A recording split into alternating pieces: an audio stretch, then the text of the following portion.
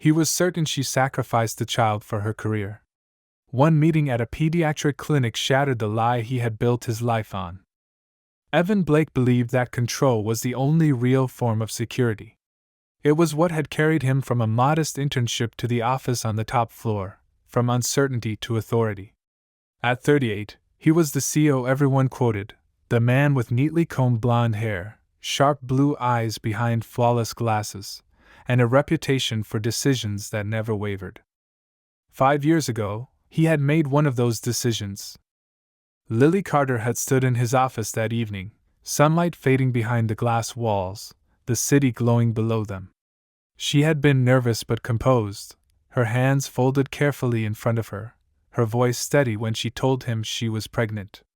Evan remembered the moment with uncomfortable clarity, the way his chest tightened, not with joy, but with panic. He saw headlines, investors, board members. He saw risk. "This isn't the right time," he had said then, calmly, as if timing were the only thing that mattered. "You know what's at stake." Lily hadn't cried. That was the part he later used to justify everything. She had simply looked at him for a long moment, as if measuring something he could not see, and then nodded. "I understand," she said quietly. She resigned the next day. After that, she disappeared from his life as cleanly as if she had been erased. No calls. No messages. No confrontation. Evan filled in the silence himself, the way people often do when the truth is inconvenient. She was ambitious. Talented. She must have chosen her career. She must have ended the pregnancy. That explanation fit neatly into his world, where people made sacrifices for success and emotions were liabilities. He repeated that story often enough that it hardened into fact. Years passed. The company grew. Evan's name appeared in business journals and charity galas. He spoke about responsibility in interviews, about leadership, about difficult choices. He never mentioned Lily. There was no need. In his mind, that chapter was closed. On a gray Monday morning, his sister called in a panic. Her 5-year-old son had fallen at school and broken his arm. She was stuck out of town, and Evan, against his better judgment, agreed to take the boy to a pediatric clinic. The waiting room was everything Evan disliked. Too loud. Too crowded. Bright walls painted with cartoon animals that felt strangely aggressive. Children cried openly. Parents looked exhausted in ways money could not fix. He adjusted his glasses, checking his phone for emails, reminding himself this was temporary. Then the door at the end of the corridor opened. A woman stepped inside, holding a child close to her side. Evan didn't recognize her at first. Time had thinned her face, softened some edges, sharpened others. But when she lifted her head, the recognition hit him so abruptly that he forgot to breathe. Lily. She was sitting now, helping a little girl settle onto the chair beside her. The child was about 5 years old, blonde like her mother, her small arm wrapped in a white cast. She leaned into Lily instinctively, as if the world made more sense that way. Evan's eyes dropped to the child's face. Blue eyes. Clear. Familiar. His pulse thundered in his ears as a realization he had never allowed himself to consider forced its way through every carefully built assumption. The story he had told himself for 5 years cracked, and something cold and undeniable seeped through the fracture. For the first time since Lily had walked out of his office, Evan Blake felt something he could not control. Evan did not move right away. He remained where he was, seated stiffly on the hard plastic chair, as if any sudden motion might confirm a truth he was not ready to face. The waiting room noise blurred into a dull hum, children crying, a television murmuring cartoons, parents speaking in tired, half-whispered voices, but his attention narrowed to a single point. Lily Carter. She hadn't seen him yet. She was focused entirely on the girl beside her, adjusting the sling that supported the casted arm, brushing a strand of blonde hair back from the child's face with practiced tenderness. There was no hesitation in her movements, no trace of uncertainty. This was not a woman learning motherhood. This was a woman who had lived inside it for years. The child shifted in her seat and winced. Lily immediately leaned closer. "Easy, sweetheart," she murmured. "The doctor will see us soon." Her voice, soft, steady, unmistakably protective, cut through Evan's chest with a force he did not expect. He had heard Lily speak firmly in board meetings, confidently during negotiations. He had never heard this tone before. It was intimate. Earned. The girl nodded, pressing her lips together bravely. "I'm okay, Mom," she said. The word landed like a blow. "Mom." Evan's fingers curled tightly around his phone. He stared at the small hand wrapped in plaster, then at the girl's face again. The shape of her nose. The slope of her brow. Details he had memorized in his own reflection for decades, now mirrored in a child he had never known existed. For a moment, denial fought back hard. There were coincidences. Genetics were complex. He told himself he was being irrational, emotional. But the more he looked, the less room there was for doubt. Lily shifted, finally sensing his gaze. She looked up. Their eyes met. Recognition flashed instantly across her face, not shock, not confusion, but calm awareness. As if she had always known this moment would come, even if she had never expected it here, in a pediatric clinic among plastic toys and peeling posters. "Evan," she said quietly. She did not smile. She did not frown. She acknowledged him the way one acknowledges the weather, present, unavoidable, emotionally neutral. He stood, his movements stiff and unpracticed. Words gathered in his throat and refused to form properly. "Lily," he replied. For several seconds neither of them spoke. The silence between them felt heavy with years of unspoken history. Evan became acutely aware of his nephew beside him, of the people nearby, of how exposed he suddenly felt without the walls of his office around him. His gaze drifted back to the child. "This is..." he began, then stopped. Lily followed his eyes. Her expression did not change. "My daughter," she said. "Chloe."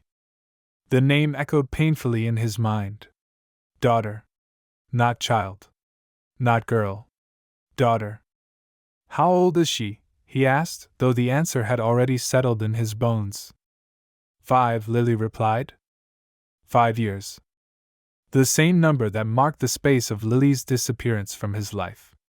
The same span of time he had filled with certainty and excuses. Evan swallowed. "I thought," he started. "You thought I chose my career," Lily finished calmly. "You thought I got rid of her." The directness of her words left him exposed. He opened his mouth to deny it, then closed it again. There was no point. She was not guessing. She was stating a fact. "I was wrong," he said finally. The admission felt small, insufficient, but it was all he had. Lily studied him for a long moment. Then she nodded once. "Yes," she said simply. Chloe looked between them, sensing the tension without understanding it. "Mom," she asked quietly, "who's that man?" Evan's breath caught. Lily placed a hand on her daughter's shoulder, grounding them both. "Someone I used to work with," she said gently. Chloe tilted her head, studying Evan with frank curiosity. "You have funny glasses," she observed. A few people nearby smiled softly. Evan felt a strange mix of humiliation and awe. "Yes," he managed. "I suppose I do." Chloe considered this, then added matter-of-factly, "Your eyes are blue. Like mine." The words struck deeper than any accusation Lily could have made. Evan lowered himself slowly to one knee, careful not to loom over the child. "They are," he said quietly. In that moment, surrounded by the ordinary chaos of the clinic, Evan Blake understood something with devastating clarity. The story he had told himself for 5 years had never been true. And no amount of control would allow him to rewrite what he had chosen not to see. The doctor called Chloe's name, and the moment fractured. Lily stood, lifting her bag onto her shoulder with a practiced motion, guiding her daughter toward the examination room. Evan remained kneeling for a second longer than necessary, then rose, his legs unsteady, as if the floor itself had shifted. "Lily," he said quietly, stopping her just outside the door. She turned, her expression guarded but not hostile. "Tired. Measured. I need to talk to you." She glanced down at Chloe, then back at him.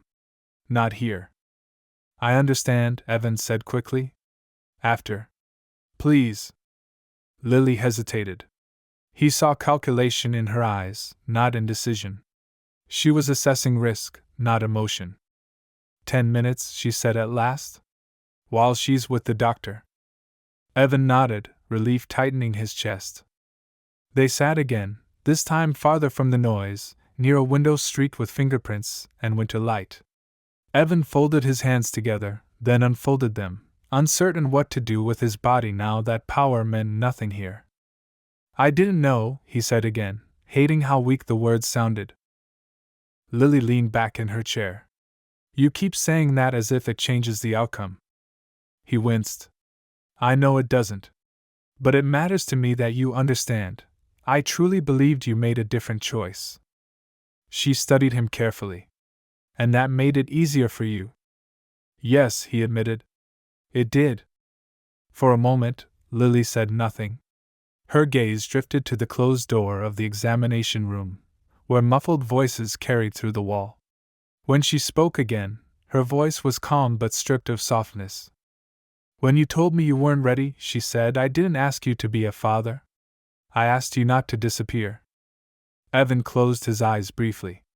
He remembered the conversation too well now, the way he had framed it as logic, as necessity. The way he had assumed silence would be kinder than conflict.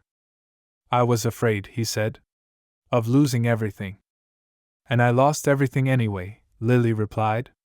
"Just not the way you did." The difference sat between them, heavy and undeniable. "She's beautiful," Evan said quietly. "Chloe." Lily nodded. "She knows." "Does she ask about me?" The question escaped before he could soften it. "No," Lily answered without hesitation. "Because she doesn't miss what she's never known." The truth of it cut deeper than anger ever could. Evan swallowed. "I don't expect anything from you," he said. "I don't expect forgiveness or trust. I want to understand. I want to do better than I did before." Lily's lips curved into something that wasn't quite a smile. "You want to understand now," she said. "Because now it's real." "Yes," he said honestly.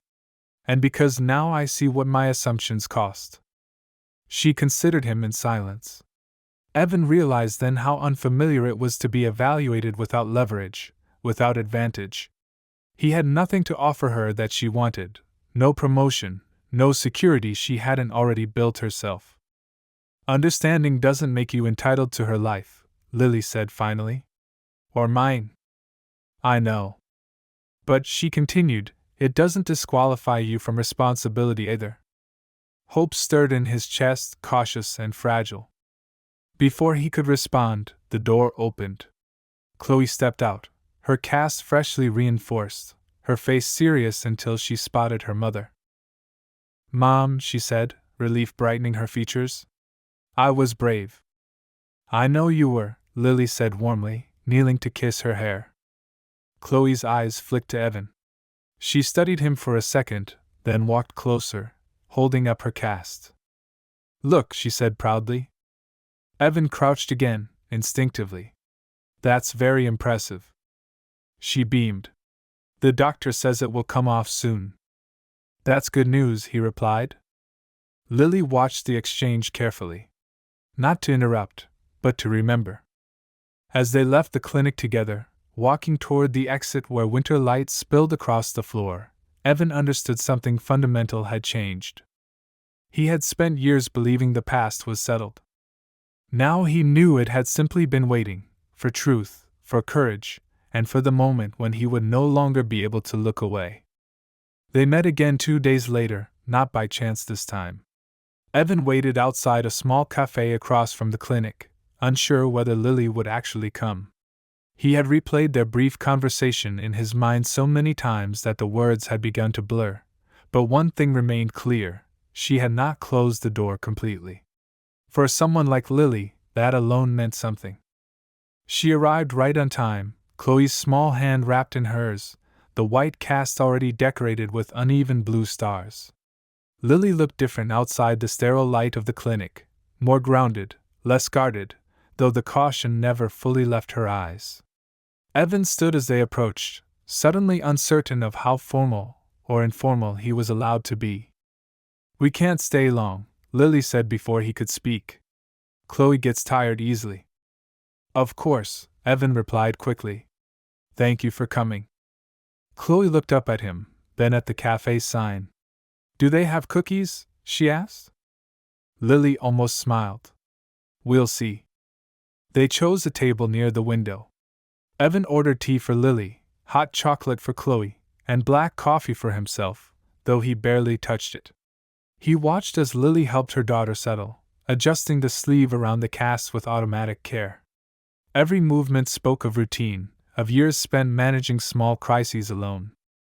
"I want to be clear," Lily said once Chloe was distracted with her drink. "This doesn't mean I'm inviting you back into our lives." "I understand," Evan said. "I'm grateful you're even sitting here with me." She studied him for a moment. "You always knew how to say the right things." "And I often said them too late," he replied. That earned him a brief, unreadable look. "Why now?" Lily asked. "Why didn't you look for me before?" Evan didn't deflect the question. "Because I thought I already knew the truth. I told myself a story that made it easier to live with what I'd done." Seeing Chloe broke that illusion. Lily exhaled slowly. "Illusions are comfortable. Reality is expensive."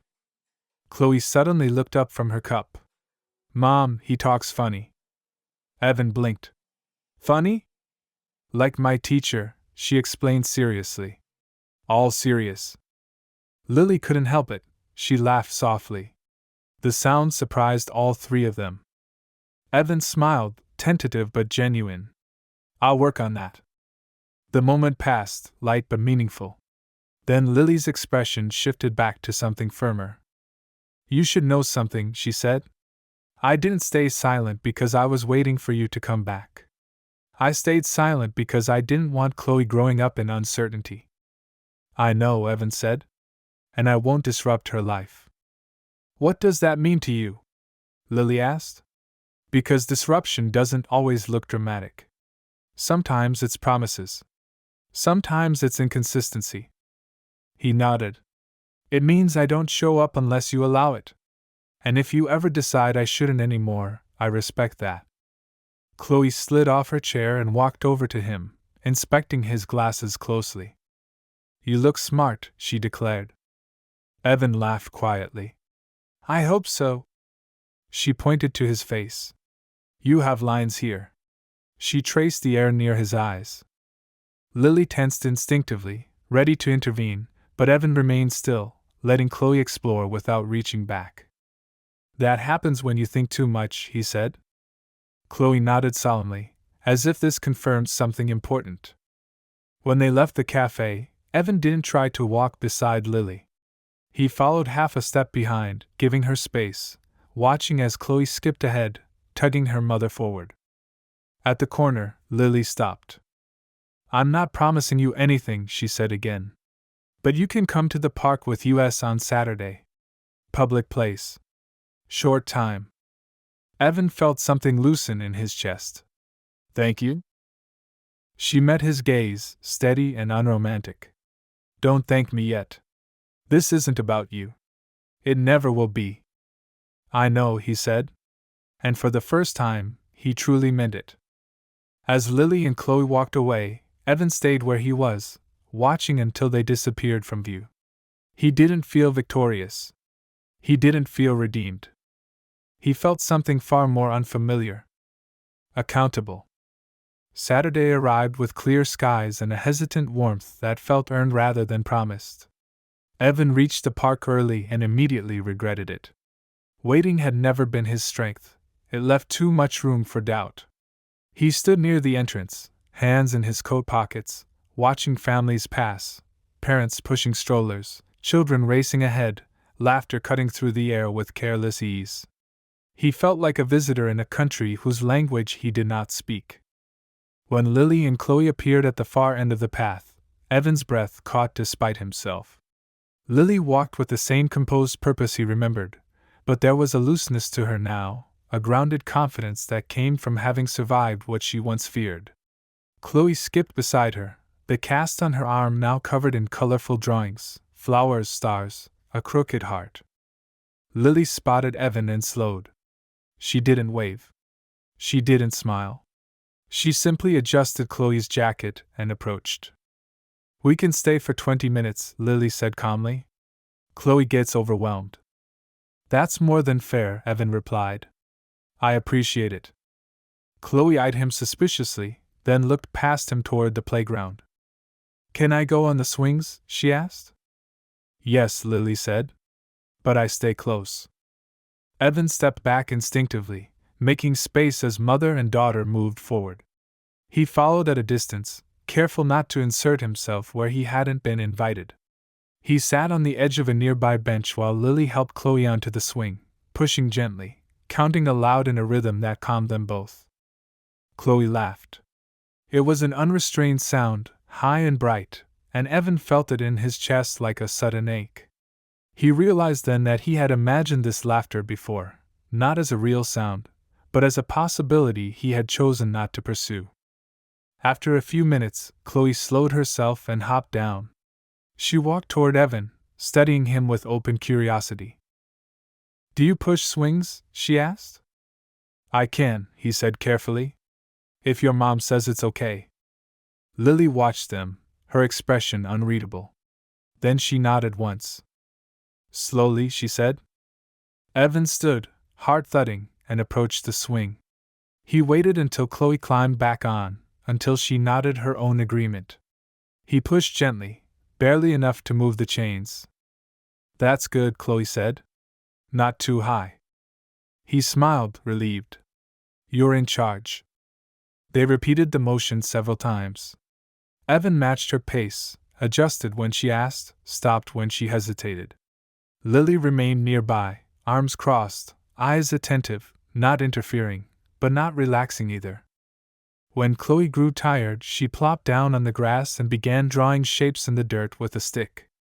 Evan returned to the bench, unsure whether to sit or stand. Lily joined him, leaving a careful space between them. "You're doing fine," she said quietly. He nodded. "I'm trying not to do too much." "That's harder than it sounds," Lily replied. They watched Chloe for a moment, the silence between them no longer hostile, but deliberate. "She doesn't need big gestures," Lily continued. "She needs consistency. That's non-negotiable." "I understand," Evan said. "If I say I'll be here, I'll be here. If I can't, I won't promise." Lily studied his profile. "That's a start." Chloe suddenly looked up. "Why do you wear glasses all the time?" Evan blinked. "So I can see better." She frowned. "You can't see without them?" "Not very well." She considered this, then nodded seriously. "Okay." The simplicity of her acceptance startled him. After 20 minutes, Lily stood. "That's enough for today." Chloe protested half-heartedly, then accepted the boundary without tears. Evan felt an unexpected surge of respect for Lily's authority, quiet, firm, unquestioned. As they walked back toward the park entrance, Chloe took Lily's hand. Evan followed a few steps behind, resisting the urge to close the distance. At the gate, Lily stopped. "This worked because you listened," she said. "If that changes, we stop." "I know," Evan replied. "Thank you for trusting me with even this." She met his gaze. "I'm trusting the process. Not you. Not yet." "That's fair," he said. Chloe waved at him, a small, careless gesture. "Bye, glasses man." Evan laughed softly. "Bye, Chloe." As Lily and her daughter walked away, Evan remained where he was, the echo of Chloe's laughter lingering in the air.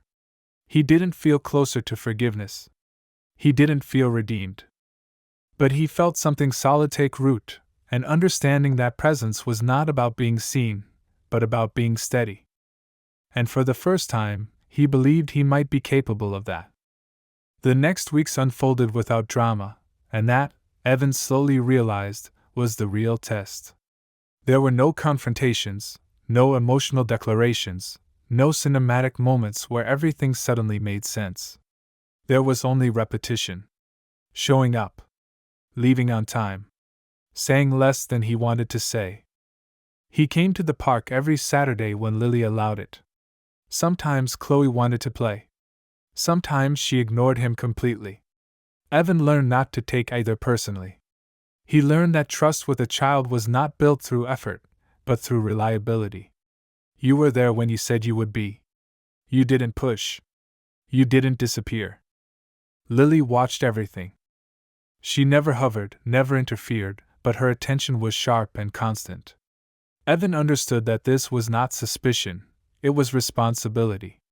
She was not guarding her pride. She was guarding her daughter. One afternoon, Chloe tripped while running and fell hard onto the gravel path. Evan was closer than Lily that time. He froze for half a second, fear spiking through him like electricity, then instinct took over. He crouched, careful not to touch her cast, his voice low and calm. "You're okay," he said. "I'm right here." Chloe's face crumpled, then steadied. She looked at him, breathing hard, searching his eyes for panic. "Does it hurt?" Evan asked. She nodded, then shook her head. "Not too much." He waited. Didn't rush. Didn't scoop her up. When she finally held her arms out, he helped her stand and guided her back to Lily. Lily said nothing in the moment. But later, as Chloe played nearby, she spoke quietly.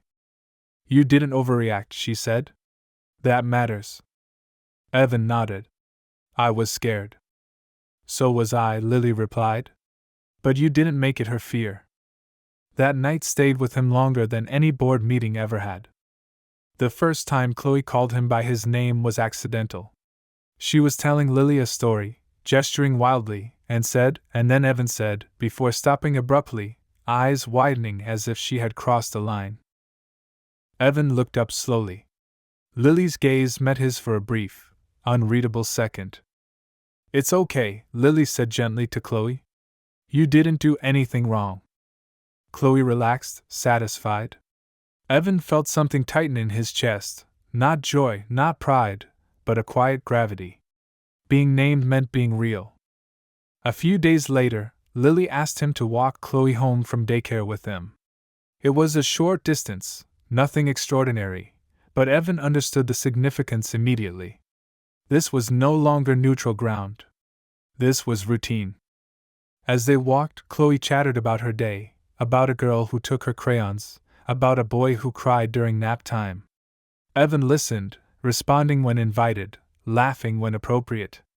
Lily walked beside them, hands in her coat pockets, her pace steady. At the door of the building, Chloe turned to him. "Are you coming tomorrow?" she asked. Evan looked at Lily before answering. "No," Lily said calmly. "Tomorrow is just us." Chloe nodded, accepting it without protest, and hugged Lily's leg. Evan smiled. He felt no disappointment. Boundaries, he was learning, were not rejections. They were structure. Later that evening, Evan sat alone in his apartment, the silence unfamiliar in a new way. He no longer filled it with work calls or background noise. He let it exist.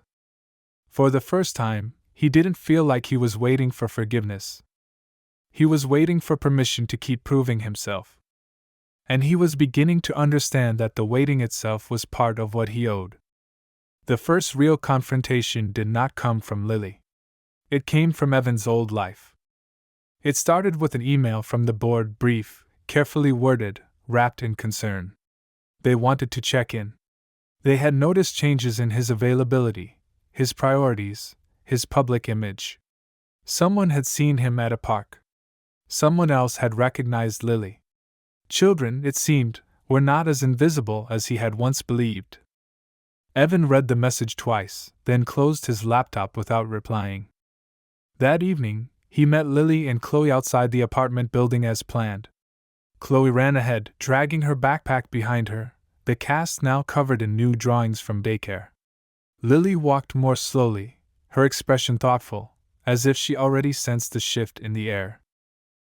"Everything okay?" she asked once Chloe was inside, distracted by her toys. Evan hesitated. He had learned that honesty mattered more than timing now.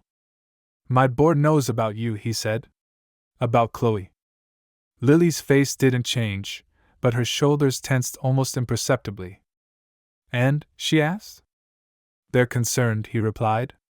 "They think family complications could affect the company's stability." Lily let out a quiet breath. "So now she's a liability?" "Yes," Evan said simply. "To them."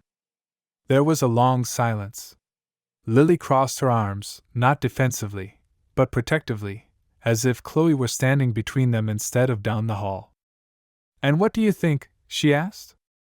Evan met her gaze without hesitation. "I think they're wrong. And if they insist, I'll walk away." Lily studied him carefully, searching for calculation, for strategy. She found none. "You don't owe us that," she said. "I owe her honesty," Evan replied. "And I owe myself a life I can stand behind." That night, the board meeting was brief and brutal. They didn't threaten him openly. They didn't need to. They spoke in forecasts and risk assessments, in polite language sharpened by implication. Evan listened without interrupting. When it was his turn, he removed his glasses and set them on the table. The small gesture surprised even him. "I built this company believing control was strength," he said. "I was wrong. If my position depends on denying my own child, then I don't deserve it." There was stunned silence. Then voices rose. Arguments followed. Evan didn't engage. He submitted his resignation before anyone could talk him out of it. The next day, Lily found out not from him, but from the news. She stared at the headline on her phone, disbelief flashing across her face. When Evan arrived that afternoon, she didn't invite him inside right away. "You quit," she said. "Yes." "For real," she added. "Not temporary. Not symbolic." "For real," he confirmed. Lily looked past him, out at the street, then back again. "That changes things." "I know," Evan said. "And I didn't do it to impress you." "I hope not," she replied quietly. "Because that kind of sacrifice creates expectations." "I didn't do it for forgiveness," he said. "I did it because I refused to let Chloe grow up thinking she was something to be hidden." Lily closed her eyes briefly. When she opened them, there was something new there, not trust, not relief, but release. Chloe appeared at the door then, clutching a stuffed rabbit. "Evan," she said, "Mom says we're having pancakes." He smiled. "That sounds important." She nodded seriously. "You can stay. But just one." Lily watched the exchange, then stepped aside to let him in. Later, as Chloe fell asleep on the couch, her head resting against Lily's arm, Lily spoke softly. "You didn't just change your life," she said. "You changed hers. And mine." Evan nodded. "I know. And I'll spend the rest of my life making sure it was the right change." For the first time since they met again, Lily didn't contradict him. And Evan understood that this was not the end of the test. It was the point of no return. The weeks after Evan's resignation were quieter than anyone expected, and that quiet was unsettling in its own way. There were no reporters outside the building, no dramatic fallout, no sudden collapse of the world he had left behind. Instead, there was space. Time stretched differently, no longer segmented by meetings and calls, but by ordinary moments that carried unexpected weight. Evan began picking Chloe up from daycare twice a week, always with Lily's approval, always on schedule. The first time, Chloe stood by the door with her backpack slipping off one shoulder, scanning the hallway until she spotted him. Her face lit up, not with excitement exactly, but with recognition. You came, she said. Yes, Evan replied simply. I said I would. She nodded, satisfied, and took his hand without ceremony. The gesture felt heavier than any contract he had ever signed. They walked slowly, Chloe telling him about her day in fragments: paint that spilled, a friend who cried, a song she didn't like. Evan listened, resisting the urge to fill the pauses. Lily followed a few steps behind, watching the two of them with an expression she no longer tried to hide. It wasn't fear anymore. It was cautious relief. One evening, as they sat at the kitchen table coloring together, Chloe suddenly asked, "Why don't you wear a suit anymore?" Evan glanced down at his sweater, then smiled. "Because I don't need to." "Did you lose your job?" she asked bluntly. Lily tensed, but Evan answered before she could redirect the question. "I chose a different one," he said. "A better one." Chloe considered this, then nodded. "Okay." That night, after Chloe had gone to bed, Lily poured 2 cups of tea and sat across from Evan at the small table. The apartment was quiet, filled with the soft hum of the refrigerator and the distant sounds of the city settling into sleep. "You look different," Lily said. "I feel different," Evan replied. She studied him carefully. "Are you afraid?"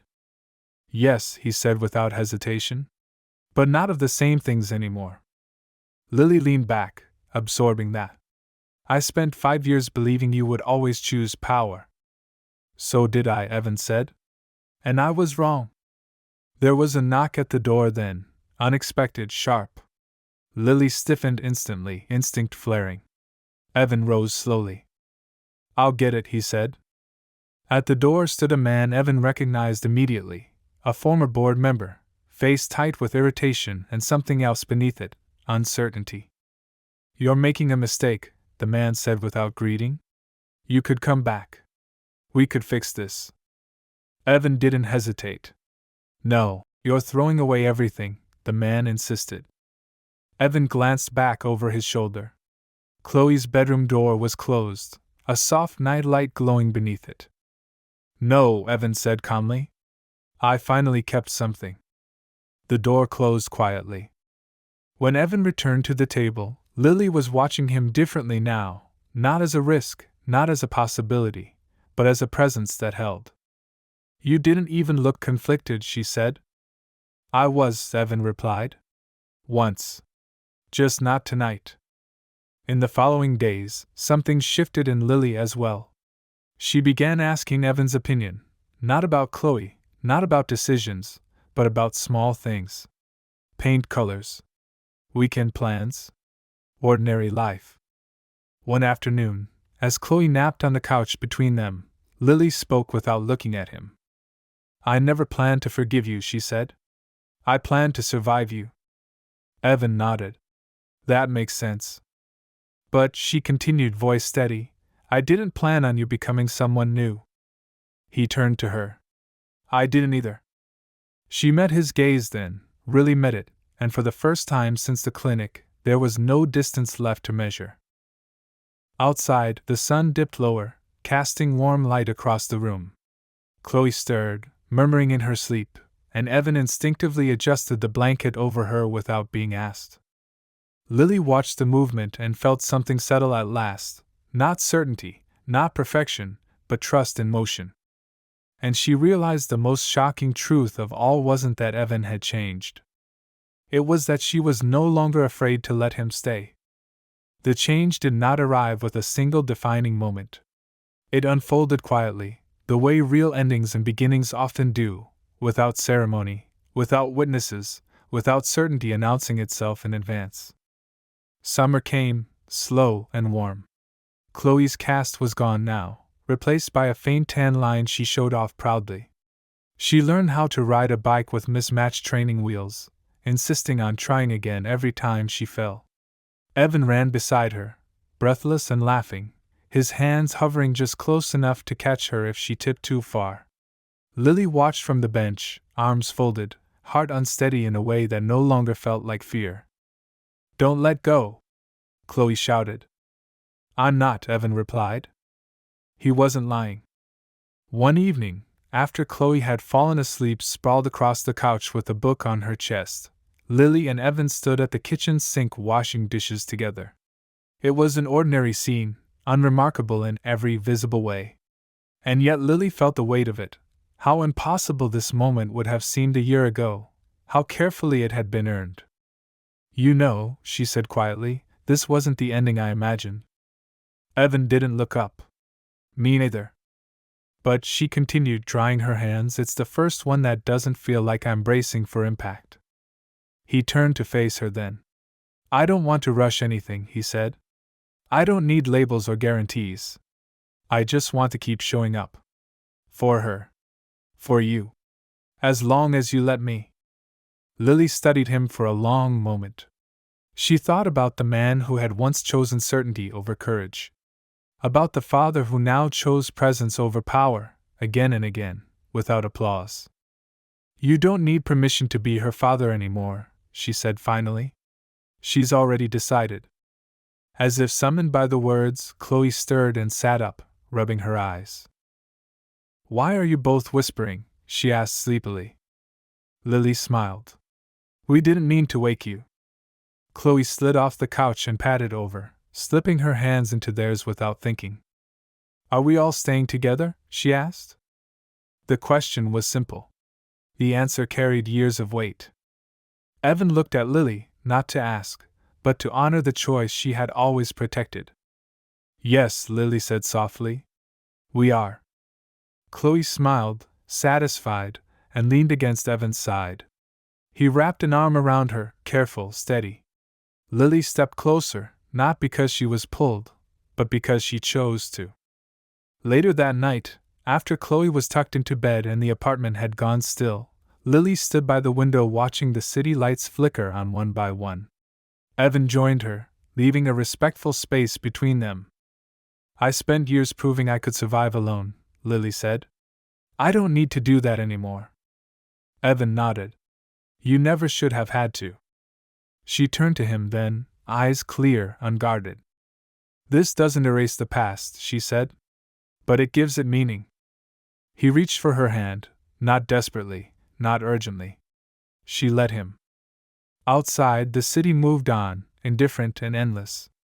Inside, something quieter and far more powerful had taken root. Not perfection. Not forgiveness wrapped in a bow. But a family built on truth, patience, and the courage to choose differently. And that, Lily knew as she turned off the light, was the happiest ending she could have imagined. This story explores how easy it is to live with a convenient lie, and how painful it is to face the truth. The author's stance is clear. The most damaging choices are often driven not by cruelty, but by fear. Yet fear does not remove responsibility. The moral is that being a parent means showing up not when it's convenient, but when it's necessary. Money, status, and power can never replace presence, honesty, and the daily choice to stay. Redemption is possible, but only through actions, not words. If the truth breaks the life you're used to, but gives you a chance to become better, would you choose to face it? This story is entirely fictional and created by the author of the channel. Any resemblance to real people is purely coincidental.